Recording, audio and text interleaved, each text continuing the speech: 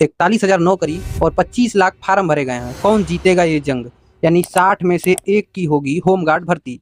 यानी बढ़ते बेरोजगारी को देख रहे हैं किस कदर की जो है बेरोजगारी बढ़ चुकी है। यानी हर एक युवा पीढ़ी जो है परेशान है अपने आप को एक सुरक्षित और सिक्योर नौकरी प्रदान कराने के लिए। यानी किस तरीके का जो है डिमांड है इस समय कंडीशन इंडिया में यानी भारत में, उसको जो है किसी भी आंकड़े से मापा नहीं जा सकता है।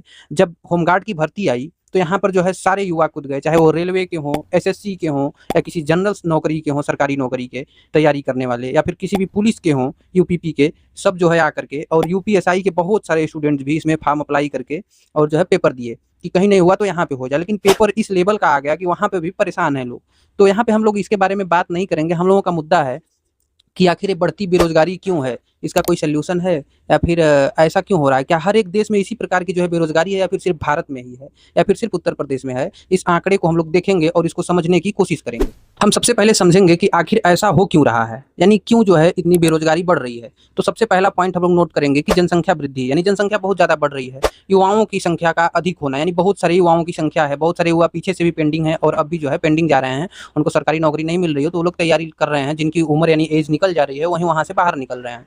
और अगला पॉइंट देखा जाए तो जिन किसी लोगों के पास स्किल्स है तो उनको जो है मैचिंग की जो है नौकरी नहीं मिल पा रही है। इसका ये कारण है बेरोजगारी का। और अगला पॉइंट देखा जाए तो ये सरकारी नौकरी को जो है लोग सिक्योर मानते हैं, यानी कि ये इन्हें पाने के बाद सुरक्षित महसूस करते हैं कि एक जो है बॉन्ड है, यानी ये खत्म जल्दी नहीं होगी, उनको एक सुरक्षा प्रदान करती है। और इसके बाद में अगला पॉइंट देखा जाए तो प्राइवेट नौकरी को लोग अहमियत नहीं देते हैं, वहाँ पे बहुत ज़्यादा लोग कहते हैं मेहनत करना पड़ता है वगैरह वगैरह। तो जो भी होगा सिचुएशन इस प्रकार की है। अब हम अगले पॉइंट में अपने जो है इस बेरोजगारी को तुलना करेंगे, यानी तुलना किससे करेंगे? अन्य देशों से। समझेंगे कि भारत में जो बेरोजगारी है नौकरी की, क्या वो हर एक देशों में इसी प्रकार से है या फिर सिर्फ भारत में ही है? उस आंकड़े को देखते हैं और समझने की कोशिश करते हैं। तो भारत में बात किया जाए तो बेरोजगारी का जो है परसेंटेज दर है वो 5.1% है। और अन्य देशों की जो है तुलना करते हैं हम लोग, तो जैसे देखेंगे कि यहाँ पे आप लोग देख सकते हैं मेरे सामने आंकड़ा है कि यूनाइटेड स्टेट की बात करें तो 3.8% से लेकर के 4% तक वहाँ पर बेरोजगारी दर है। और अगला जापान जो है 2.5 से 3% तक बेरोजगारी दर से जूझ रहा है। यूनाइटेड किंगडम जो है 4.9% के आसपास है।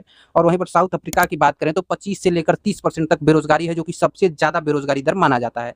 अब इस आंकड़े को अगर आप लोग नहीं समझ पाए होंगे तो इसको जो है एक नंबर में हम तोड़ मरोड़ के आप लोगों को समझाने की कोशिश करते हैं। जैसे अगर बात करें कि 100 लोग हैं हमारे पास, तो इंडिया में 5% यानी 5 लोग बेरोजगार हैं। और वहीं पर अगर यूएसए की बात करें तो 4 लोग बेरोजगार हैं।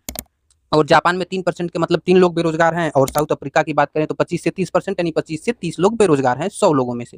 इस तरीके का आंकड़ा जो है कुछ है। यानी जापान में देखा जाए तो बेरोजगारी की जो है समस्या भारत से कई गुना कहें तो लगभग 5 से 6 गुना है। तो इस प्रकार की कंडीशन है जापान में। और भारत का क्या हालात है आप देख सकते हैं, खुद ही आपके सामने रिजल्ट है कि जब होमगार्ड की भर्ती आती है तो UPSI, UPP, UPSC, UP triple SC और इसके बाद में रेलवे, एसएससी और हर एक डिपार्टमेंट से स्टूडेंट जो है दौड़ लगा देते हैं, छलांग मार के होमगार्ड की भर्ती में आ जाते हैं पेपर देने, और सोचते हैं कि शायद एक छोटी मोटी सिक्योर नौकरी ही मिल जाए तो आगे की तैयारी की जाएगी। कुछ इस प्रकार का माइंडसेट बना हुआ है। किसी का कोई गोल्स नहीं। गोल्स ना होने का रीजन भी है कि यहाँ पे बेरोजगारी की जो है समस्या बहुत ज़्यादा है, हाई लेवल पे है। तो अगर आप गोल्स भी बनाते हैं तो हो सकता है अगर उसमें अचीवमेंट ना मिले तो फिर आप परेशान रह जाएं। अगले पॉइंट में जो है मैं आंकड़ा लिया हूँ कि पूरे भारत में लगभग 3 लाख से अधिक नौकरी के लिए हर एक साल पोस्ट निकलती है और उतने लोगों का सिलेक्शन होता है। और वहीं पर फॉर्म अप्लाई की बात करें तो 2 करोड़ से ज़्यादा युवा जो है नौकरी के लिए अप्लाई करते हैं हर एक साल। तो फॉर्म अप्लाई के रेशियो से आप लोग अंदाजा लगा सकते हैं कि सरकार जो है कितना मोटा मुनाफा कमा रही है। यानी कि अगर किसी भी स्टूडेंट का जो एप्लीकेशन फीस होता है वो किसी में 100 रुपया, 200, 500, 1000, 1500, 2000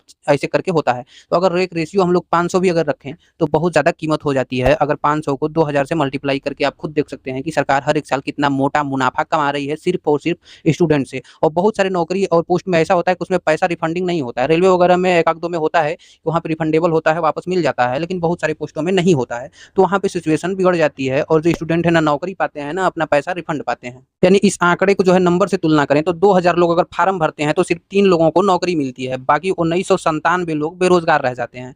तो बेरोजगारी का जो आंकड़ा है वो हद से ज़्यादा है। सरकार भी क्या करे, सरकार भी मजबूर है क्योंकि जनसंख्या इतनी ज़्यादा है, इतने ज़्यादा स्टूडेंट्स हैं और उनको प्राइवेट नौकरी में विश्वास नहीं है, बिजनेस ज़्यादा करना है नहीं, उनको चाहिए तो चाहिए सिर्फ सिक्योर नौकरी सरकारी। तो यहाँ पे सिचुएशन तो बिगड़ने वाली है ही। जरा सोचिए कोई स्टूडेंट 3 से 4 साल तक घर से बाहर रह के पढ़ाई करता है, उनके घर वालों की उम्मीद होती है कि एक दिन मेरा लड़का, मेरा बेटा, मेरी बेटी सरकारी नौकरी लेकर के घर पे आएगा।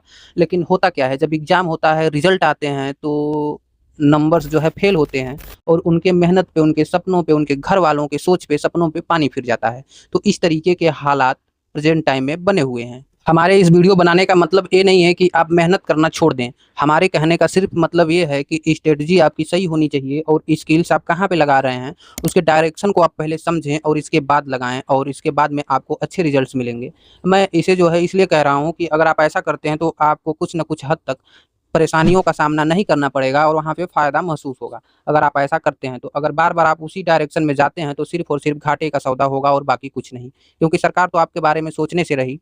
जब उनके चुनाव आएँगे तो घोषणा करेंगे कि 1.5 लाख वैकेंसी आएँगी, 2 लाख आएँगी, लाख वैकेंसी आएँगी, लेकिन पूरे साल में मिला कर के लगभग आंकड़ा है हमारे पास कि 2 से ढाई लाख तक वैकेंसी ही आती हैं और बाकी ढाई से 3 लाख सॉरी, और बाकी स्टूडेंट्स जो होते हैं वो सिर्फ़ ऐसे ही ऐसे माछी मारते रह जाते हैं।